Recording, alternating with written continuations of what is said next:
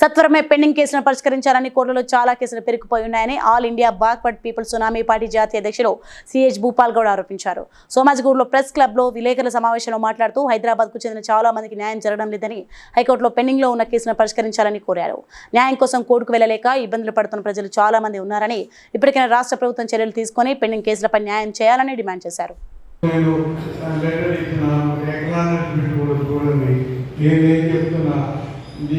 మీరు కేసులు డిలే చేయడం మూలంగా ఆ తర్వాత మీరు ఇచ్చిన జడ్జిమెంట్లో మీ ప్రభుత్వం అమలుపరచడం మూలంగా ఆ తర్వాత మీరు అఫీషియల్స్ మీద తగిన చర్యలు తీసుకోకుండా ఇంతవరకు ఫెయిల్ అయిపోయింది.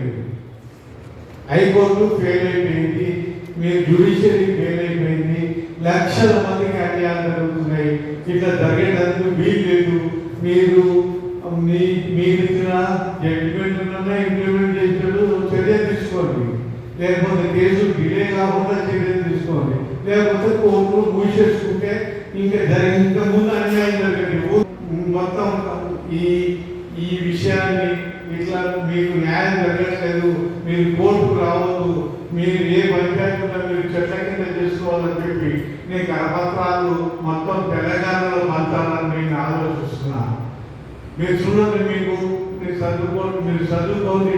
నేను ఒక ప్రధానమంత్రి ఒక సందర్భంలో ట్రైనింగ్ అని వచ్చింది వారణాసిలో. Shame to Hume. ప్రధానమంత్రికి ఓట్లు తగ్గిపోవడం అనేది ఒక ఇది అన్నట్టు, అవమానం అన్నట్టు. Please like and share, subscribe to BCN Telugu News. Please like, share and subscribe to BCN Telugu News.